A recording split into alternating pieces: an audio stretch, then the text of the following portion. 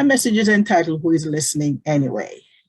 And this occurred to me because of some of my personal experiences and through my coaching and counseling occupation. So I have a question for you to begin. Have you ever been in a conversation with someone and find that you are misunderstood or slighted?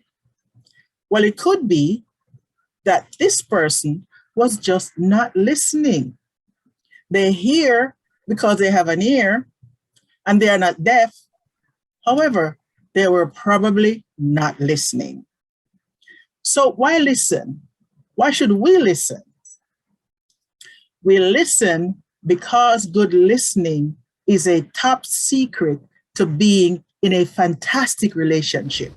I have seen or heard this description of listening somewhere. And so it is one smart way to connect and to enjoy life with our spouses, our siblings, our parents, our children, our neighbors, friends, and yes, our co-workers. In the book of Job, there is a brilliant description of what could be termed blind listening. So the scripture dramatizing this compelling story of this super rich man in his community called Job. He was married, he had many children, he was very, very successful. However, after he was tested, he lost everything he owned, including his land, his children, and he even almost lost his own life. The scripture said his flesh was falling off his body. Well, the long and the short of the story is he eventually passed the test and he regained everything and then some. His possessions were increased tenfold. But during his sickness, his friends came around every day to visit him. Many of his friends were elders or wise men in the community. They were among the elite and the respectable. And among his visiting friends was a young man by the name of Elihu. And out of respect for the elders, Elihu would sit there quietly, just listening to them speak. He was not very vocal, since back in the day, youngsters were to be seen and not heard. You were to speak only when you're spoken to and answer only when you're called. One day, Elihu decided to break his silence. Oh, that was a federal offense. So why did he do that? He did that because he was flabbergasted by some of the things that were coming out of the mouths of the elders. He sat there day after day, hearing the utter rubbish that was spewing from their lips, definitely not in keeping with people of their stature who were supposed to be wise. In Job chapter 32, verse 11, Elihu said, "Behold, I waited for your words. I gave ears to your reasons whilst you searched out what to say." Clearly, this young man was getting impatient, sitting there listening to them, going around in circles all day long. He conjured up the courage and said, "I am a young man, and I was afraid to speak up and usurp the authority of you, my elders. However, there is the spirit and the power of God in me." This argument is supported in verse 8, where it says, "But there is a spirit in man, and the inspiration of the Almighty giveth them understanding." So young Elihu is saying here that even though I am the youngest one around here, I certainly have some measure of wisdom in me. I just imagine him trembling while he was stepping up so boldly. He goes on, "And I am here saying, none of you convinced Job or answered his words." In other words, none of you were really listening to Job with your inner ear. For the ears tries out words like the mouth tries out food. Of course, he was getting sarcastic right here because he found that these so-called wise elders were not engaging with their spiritual ears. They were not listening. Job was truly a wise man, and he said, "The thing I feared has come upon me." Meaning, because of the very things he entertained in his thought life, he was now experiencing the manifestations of them because of what is known as the mental equivalent he imagined. Ernest Holmes explained in the Science of Mind textbook, in order to make a demonstration, we must have a mental equivalent of the thing desired. Clearly, Job had the mental equivalent of being afraid of losing his property and his riches and fearful that bad things would happen to his children. That's why he prayed over them every day. But he was praying with some measure of trepidation. He was coming from fear instead of from love. So the young man, Elihu, saw what was playing out here. He heard Job's pain between the lines of the words he was saying. And even though the words he were not saying were there, that young man heard them. And he quickly discovered what it means to truly listen. Wisdom probably showed him that the more stressed we are, the less we listen, and the more taxing it would be on the physical body. Job's friends were more than likely vibrating at the same level of stress that he was. See, when we look with our eyes, we see distress, we see unhappiness, we see anger, we see all sundries of despicableness. Look, listening is very demanding, and it can be developed if certain things are taken into consideration. It is a jolly good reason why we're equipped with 2 ears and only 1 mouth. It simply means that we should be listening twice as much as we talk. It is said that the Buddha had very big ears. He had giant ears. So the subject of listening is not taught in school, at least not as far as I know. And yet it is a very valuable subject, which I believe should be part of any communication curriculum. One of my colleagues described listening like this. She said, "It is an art form worthy of expression." In his book, 50 Ways to Create Relationships That Are Great, Steve Chandler cites listening as a skill. Many people don't view listening as a skill, but rather something to endure as a passive thing until it is their turn to talk. He said, if we would be willing to listen as a skill, relationships would alter immediately. With that one simple change in the way we think about listening, he says, relationships would be less out of control. By beginning to take notice how we are listening, we can start to create the new habit of listening skillfully. Skillful listening is not an unconscious emotional reaction. Instead, it is a conscious and thoughtful action.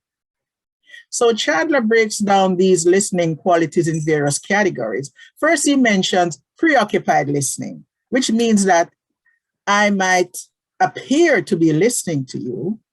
However, I'm thinking of other things. I may be nodding and making my listening sounds like, However,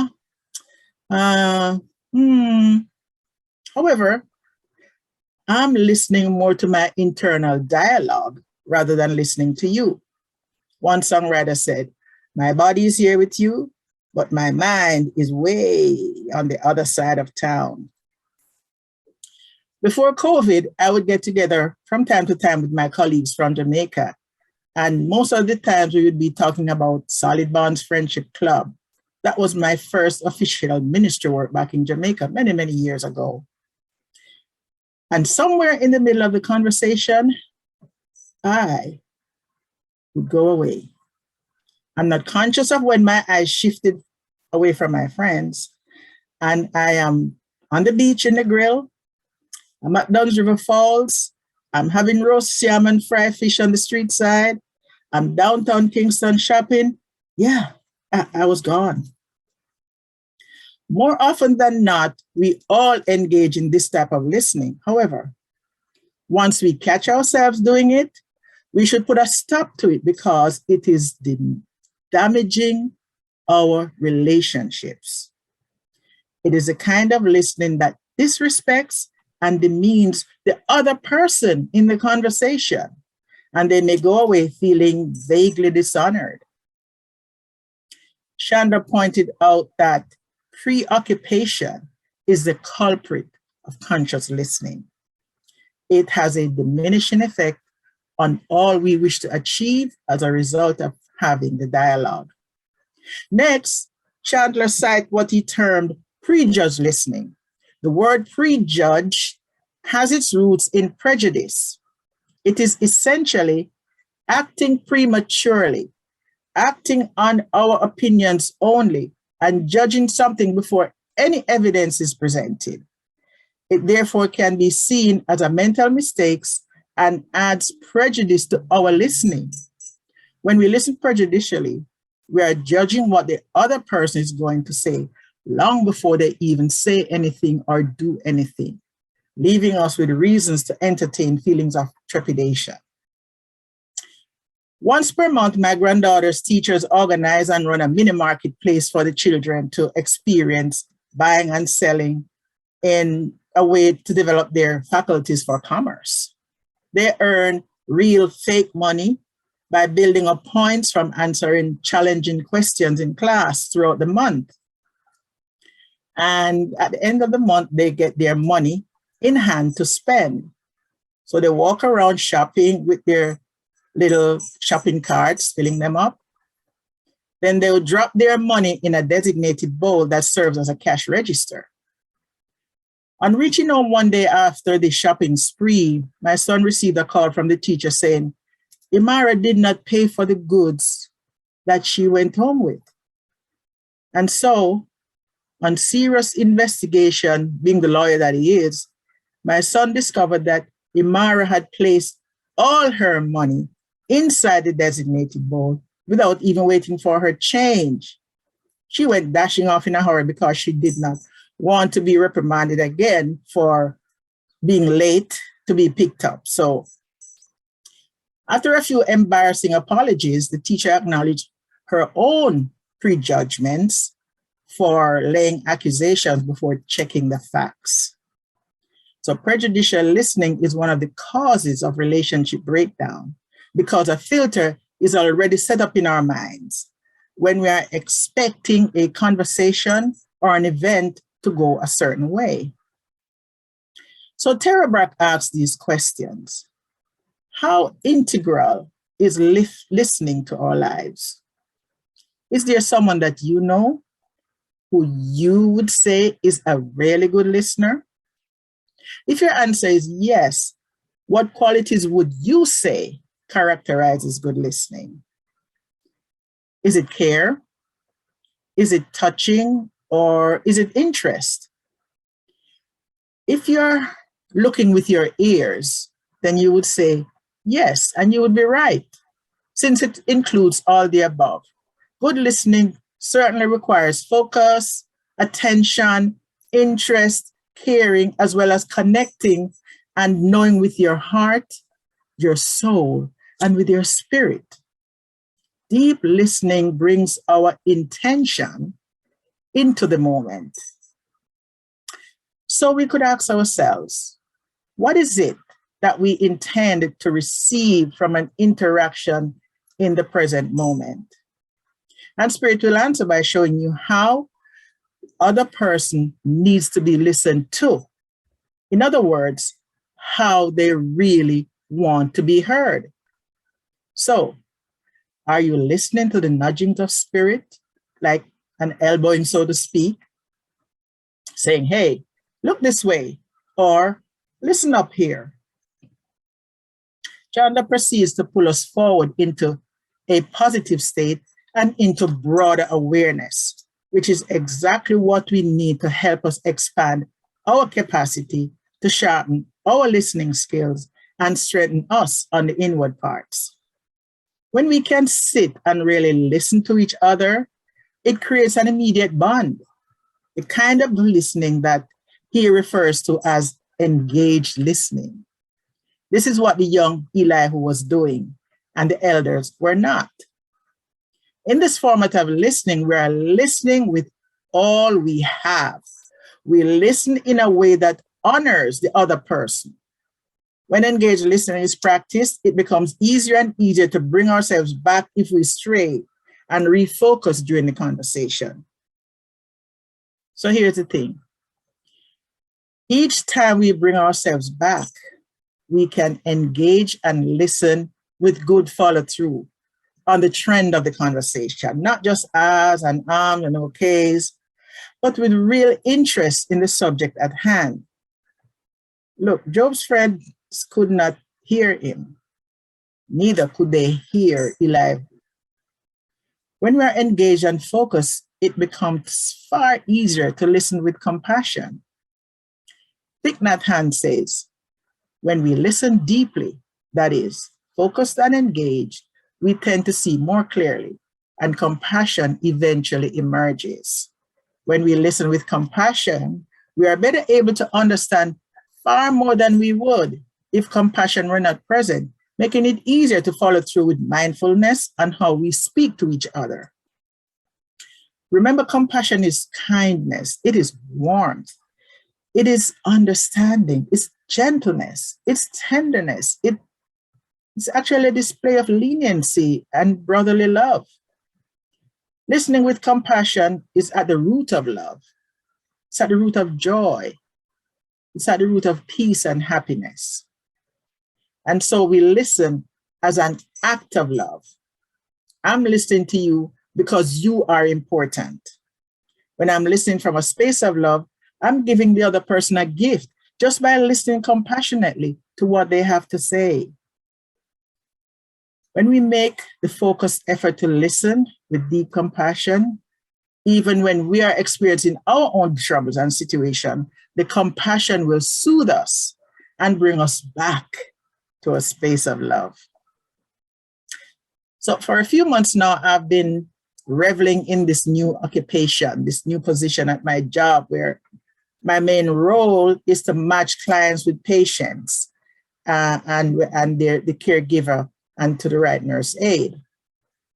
And what I'm discovering is that listening is a huge part of what makes for success in this position.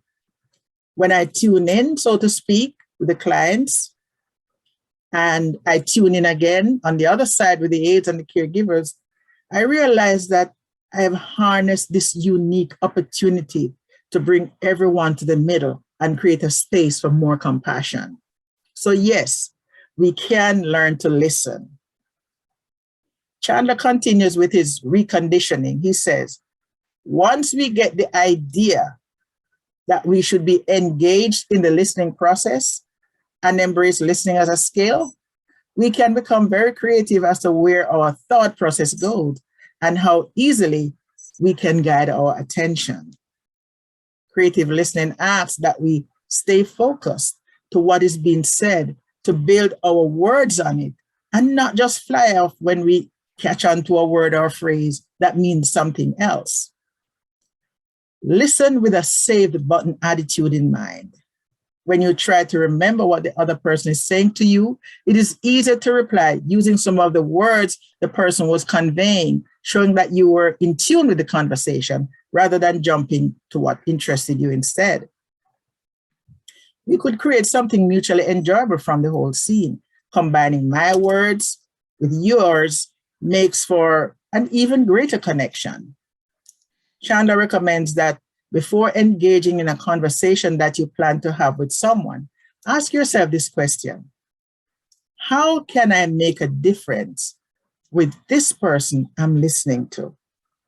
And if I am placing myself in the difference I can make in a person's life, I do not allow my attention to be diverted to outside events. And this is a question I have been asking myself over these past months. How can I make a difference with this caregiver?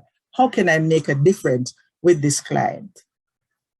And if we're allowing our attention to be where we are in the moment, it builds confidence in that encounter and helps to strengthen the bonds that make for a marvelous relationship. As I said earlier, good listening is a top secret to being in a fabulous relationship. And so it is one smart way to connect and enjoy life with our loved ones and even strangers.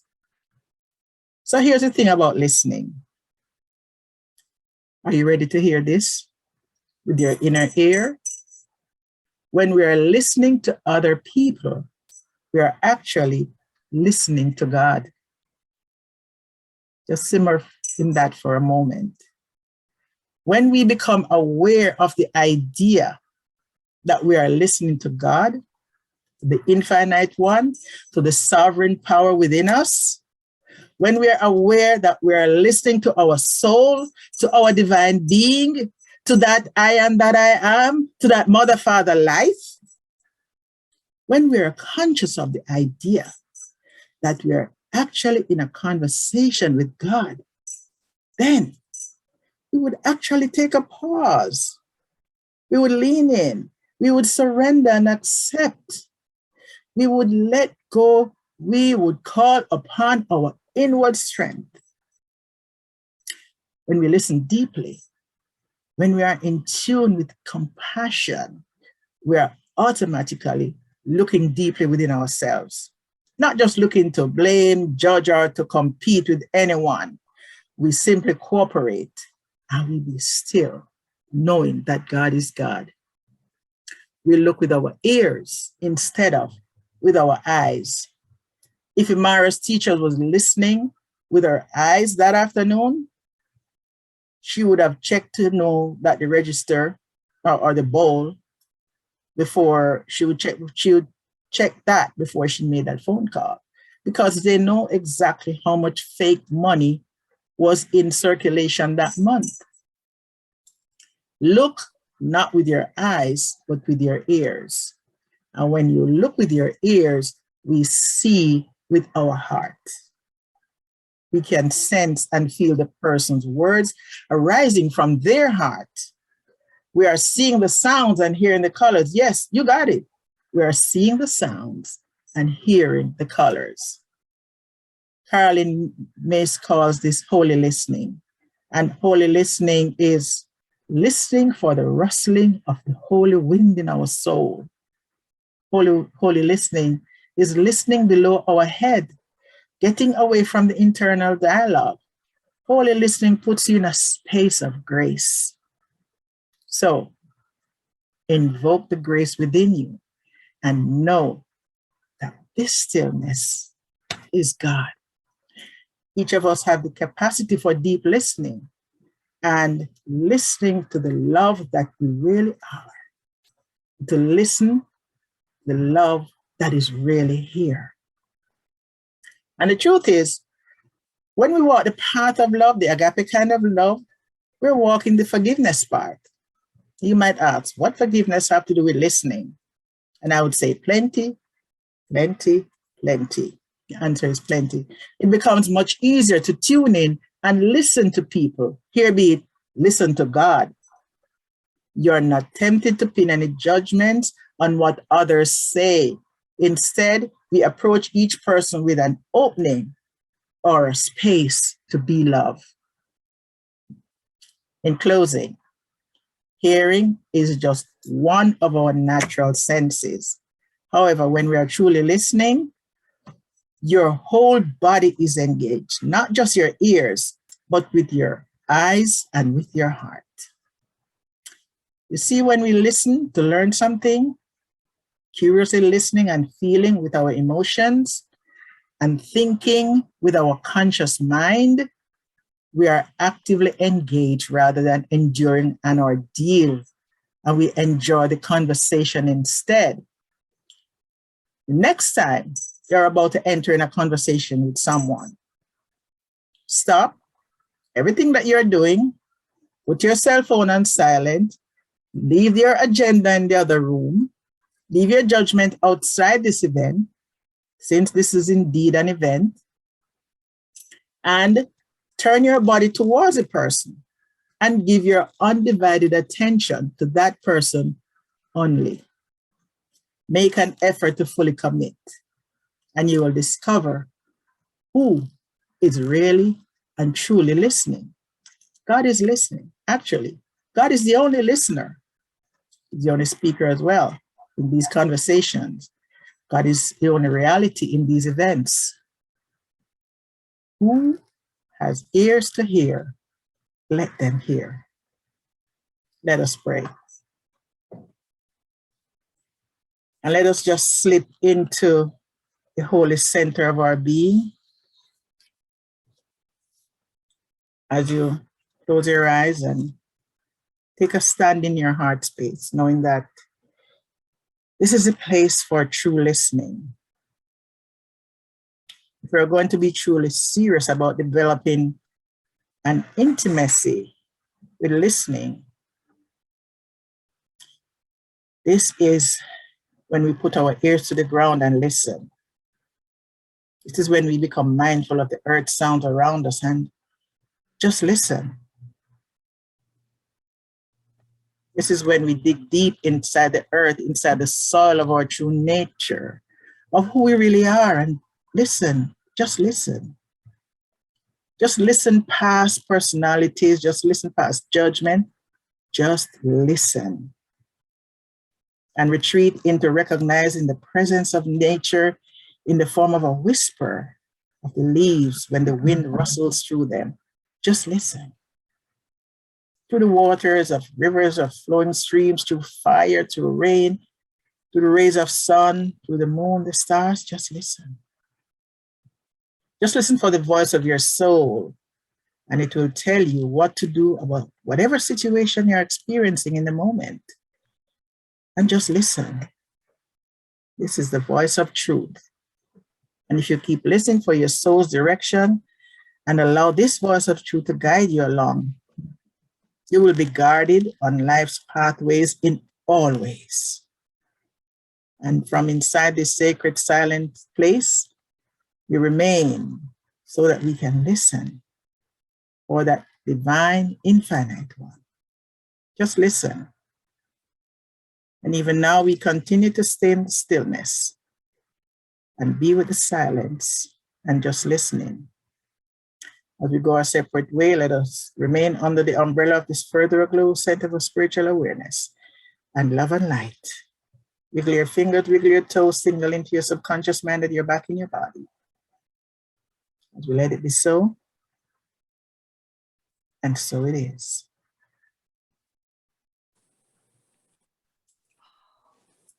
And so it is.